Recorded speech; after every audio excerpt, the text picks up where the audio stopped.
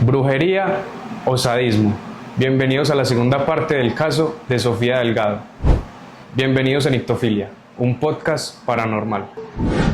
Para contextualizar, primero voy a dar un pequeño resumen de lo que fue el primer video, que igual lo van a poder encontrar aquí abajo en el perfil. Nos vamos a remontar al día 29 de septiembre del año 2024, en el que Sofía Delgado, una niña de 12 años de edad, sale de la casa de su abuela a comprar un champú para su perrito. Valga aclarar que la casa de la abuela quedaba a unos 5 minutos de la veterinaria o el lugar que iba a comprar el champú.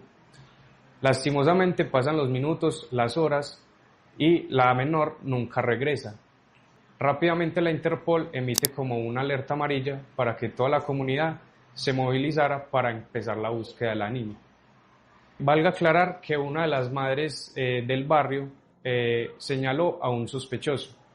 Esta persona era el señor Brian Campos, ya que la hija de ella había llegado minutos antes a su casa a decir que este señor la había intentado manipular diciéndole que le iba a regalar un perro para que entrara al negocio. Él intentó cerrar la puerta, pero la niña afortunadamente logra escapar.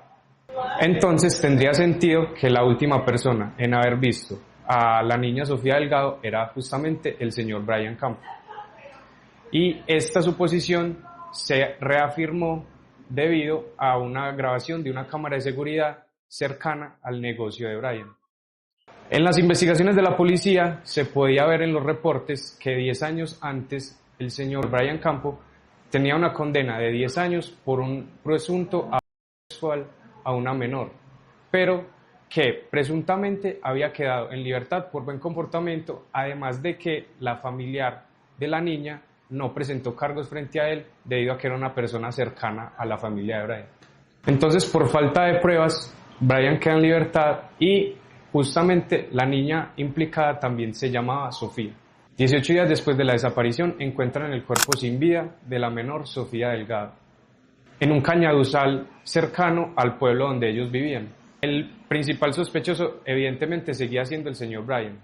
Afortunadamente la policía logra obtener una orden de allanamiento para poder entrar en el negocio de Brian, en el que con un artefacto llamado luminol pueden ver residuos de sangre en el piso de la veterinaria. Brian regresa a su casa, donde afortunadamente la policía logra arrestarlo, diciéndole que si no confiesa su crimen, su esposa podía quedar hasta 20 años en prisión por complicidad y que su hija iba a quedar a merced del ICBF. Así que Brian decide confesar su crimen. Para ese momento, Brian y su esposa seguían en custodia de la policía, pero la comunidad tomó justicia por mano propia y decidió quemar la casa de ellos y su negocio. Ahora, en la primera declaración de Brian, él asegura haber asesinado y abusado de la menor Sofía Delgado. Pero lastimosamente, después de las negociaciones con los abogados, logran aplazar la audiencia por mucho tiempo, y debido a un tipo de cláusula que hay, de que si en 3 meses no hay una condena, él podía quedar inclusive impune del caso y el mismo caso iba a quedar archivado. Afortunadamente, el día 2 de mayo de este año 2025, Brian Campos fue sentenciado a 58 años de prisión por el asesinato de la menor Sofía Delgado. Ahora, vamos a meternos un poco más en la mente de Brian. Él mismo refiere que tuvo una infancia muy difícil, inclusive refiere con palabras de él que su madre tuvo un accidente en el embarazo, que le ocasionó un golpe severo en la cabeza y que esto condicionó mucho a que él mismo tuviera un mal patrón de comportamiento y de hecho tener muchísimas actitudes que iban a ser contraproducentes en su crecimiento. Él mismo dice inclusive que tuvo una infancia muy difícil, tuvo problemas para socializar, para tener amigos, inclusive y presuntamente tuvo un intento de violación por una persona pues mayor. Él mismo, y evidentemente como cualquier persona narcisista, se consideraba como un imán para las mujeres. Él mismo decía que consideraba que era muy fácil para él atraer mujeres. Esto, digamos, que ocasionó que, con palabras de él, ese desliz que fue el nacimiento de su hija, que casualmente también se llamaba Sofía.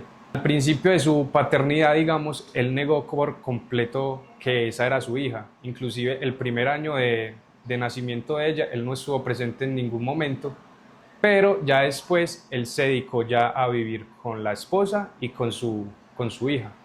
Con palabras de él, y él mismo refiere que él fue un buen papá, que él realmente ayudaba a su hija con las tareas, jugaba con ella, a pesar de ser una persona muy fría y poco controladora, pues en palabras de él decía que no era capaz de castigar a su hija, pero sencillamente él le tenía como un tipo de reglas.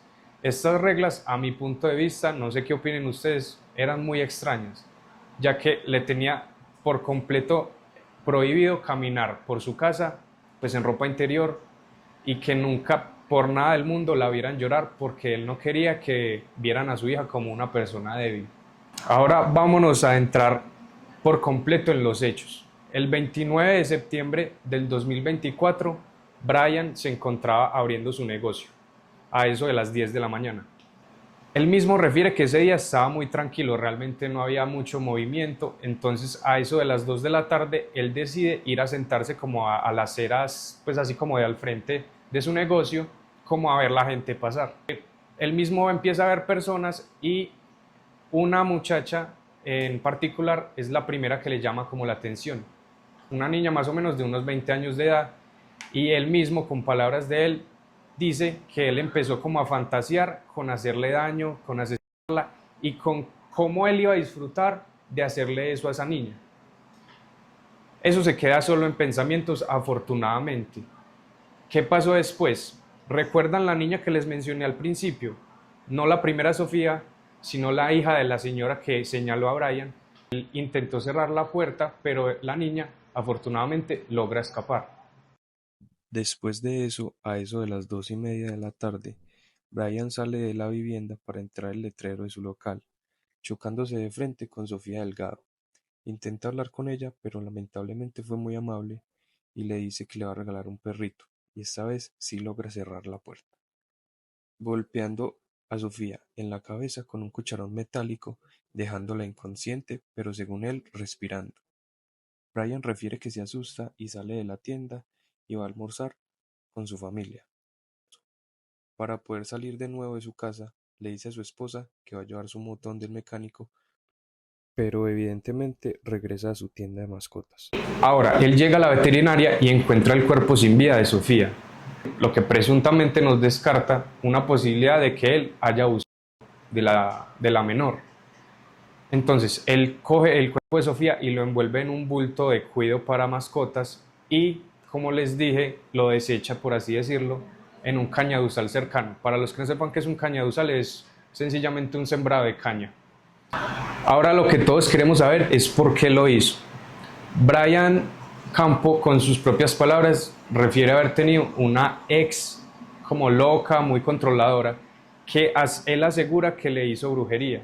Pues él mismo decía que toda esa semana él se sintió muy raro, que se sentía agresivo, cansado, y que en el momento en el que él empezó a escuchar unas voces en su cabeza que le decían que para que él no escuchara más esas voces tenía que asesinar a una mujer. Solamente con eso él podía dejar de escuchar estas voces. Y que incluso esta posesión o este tipo de brujería que le hicieron lo llevó a él pensar en cómo iba a disfrutar de haber hecho ese asesinato. Y termina la entrevista diciendo que ojalá los extraterrestres le dieran la oportunidad de que esto no hubiera ocurrido, y que invitaba a todas las personas que hayan sido víctimas de brujería a que buscaran ayuda cristiana, y que daría todo porque Sofía volviera a nacer. Ahora, hay muchas cosas que no coinciden.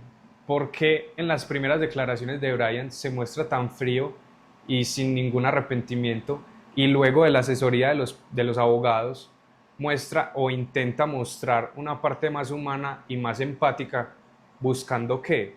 Ahora, primero creemos que esta asesoría lo que querían buscar era que tuviera una reducción de condena, lo cual nos parece extraño porque igual tuvo la pena máxima en Colombia, que son 58 años de prisión. Por otro lado, la brujería que él refiere la asociamos más como a los amarres, y los amarres en ningún momento te van a hacer querer desear más a alguien, y menos de la forma en la que lo hizo.